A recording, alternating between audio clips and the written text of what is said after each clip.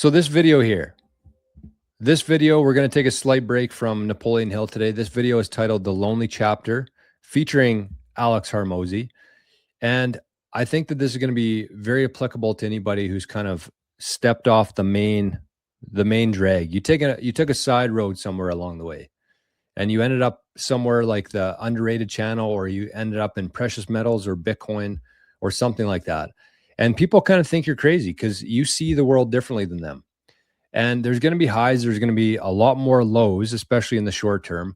And so even though Alex Harmozi might not be like a timeless thinker, I think that his principle here in terms of thinking in decades instead of days is very applicable to anybody who's on this path right now. So this is The Lonely Chapter. This is Alex Harmozi, and I think it's very timely for where we are right now. So here we go. Let's watch this one. It's a great video. We're like, He's like, people look at champions are broken. We're like, He's like, people look at champions and try and find something that champion has that they don't have. He's like, but it's not that at all. He's like, they lack something everyone else has, which is an off button. They just don't stop. And at the end of the day, like, if we're optimizing for outcomes, then the most broken person will win. The person who has the absolute biggest, desire for achievement, the absolute biggest fear or pain that they're running away from.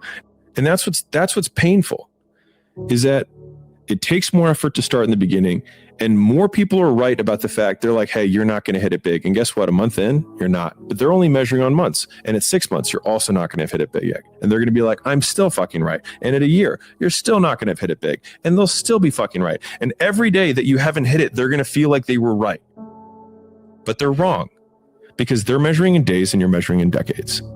Every single person who wants to do something with their life and has done something with their life has gone through the exact chapter that you're going through. And it's the lonely chapter. It's the chapter where you don't fit in with your own friends, but you don't have the outcomes yet to fit into a new group of friends. And you're doing this thing, you're consuming content on the internet, you're doing these free tutorials online to try and figure out how to set up a podcast and where do I host this thing? And then and you're going through this and you're like, is this even worth it? Because you have no signs of success, right?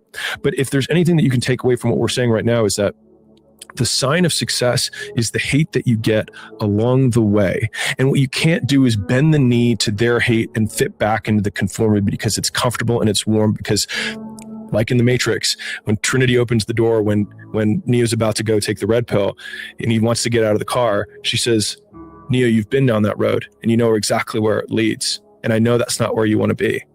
If I would say, hey, how would you if you had to create a human, what would you put them through to make them tough?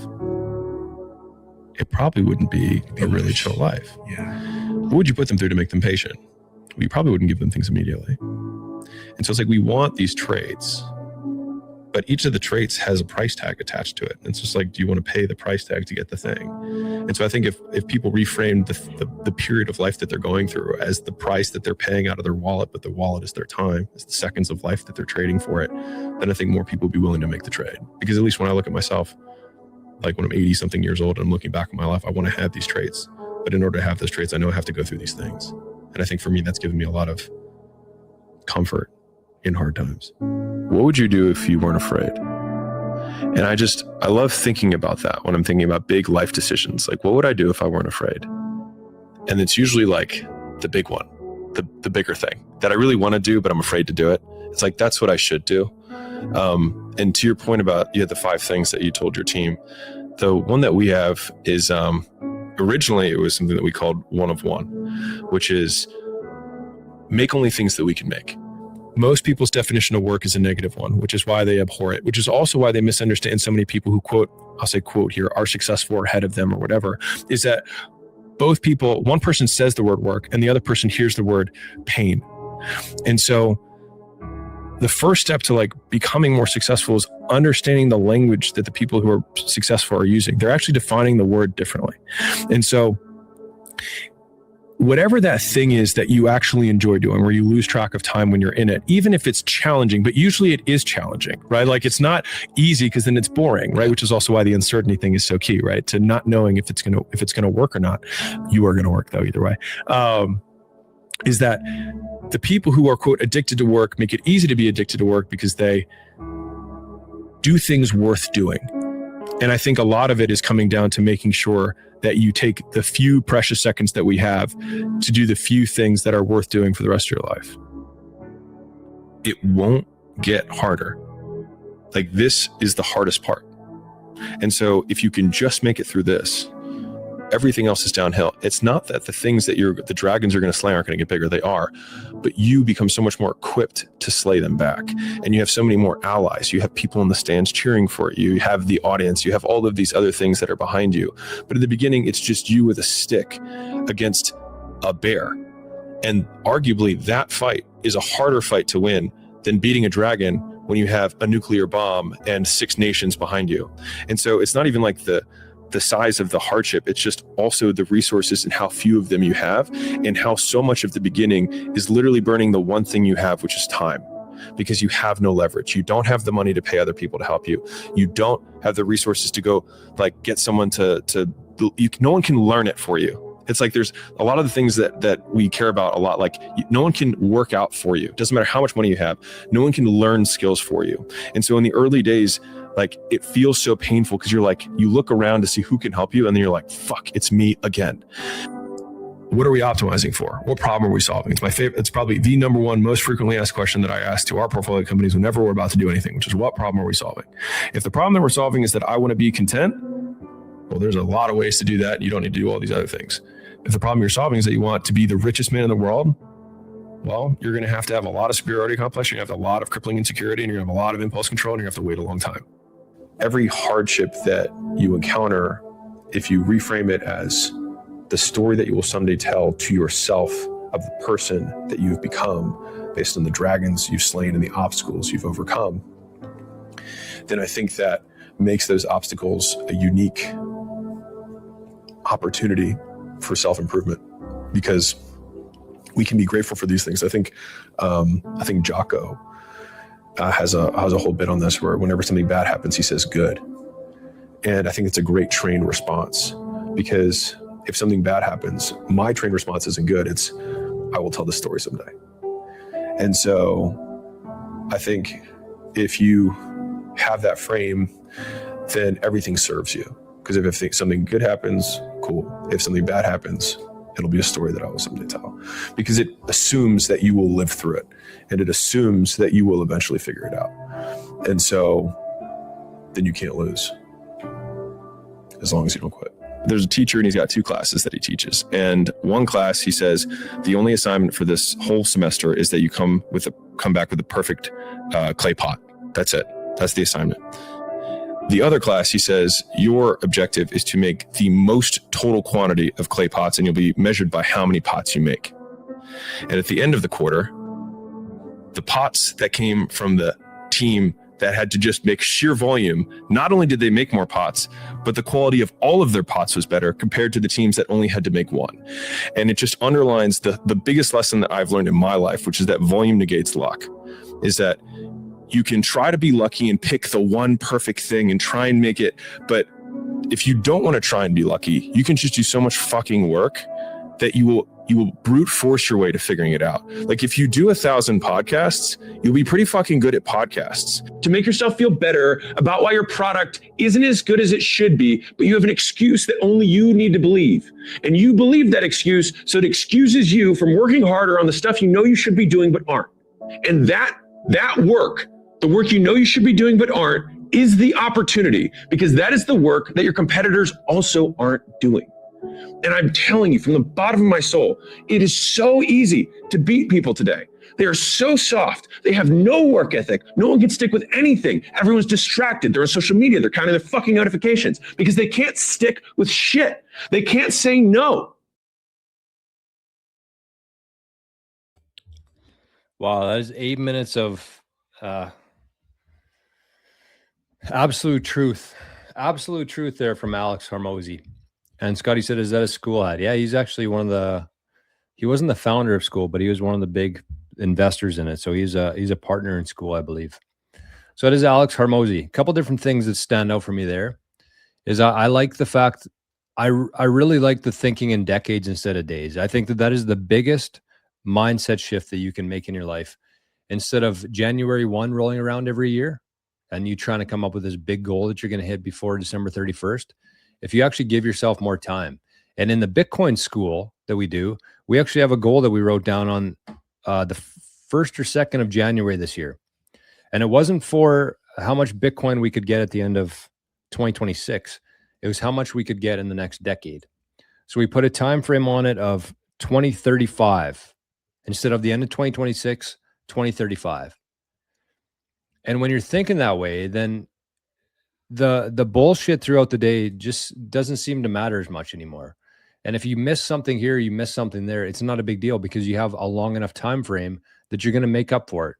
And again, I keep going back to this quote, but it's like the famous quote that we all know is people overestimate what they can do in a day and underestimate what they can do in a year. But if you think about it differently, if you look at it through a much different lens, that's a very high time preference, short-term thinking. What you underestimate what you can do in a year, you can't do anything in a year. The only thing that you can do is reps in a year. And I think that's important to think that way because then you're not going to get disappointed in yourself. You're not going to get frustrated. Those are all reps. And the other thing that he said there at the end was volume negates luck, which means that at some point, the more volume that you do, it's going to just get rid of any sort of hope, chance, luck, anything involved with that. And he said, you can brute force your way to success. And I believe that. I really do. I've been doing this podcast for 2.5 years now, every single morning. And I wouldn't say that I'm a great podcaster, but I'm a hell of a lot better than I was on day one. I know that for a fact.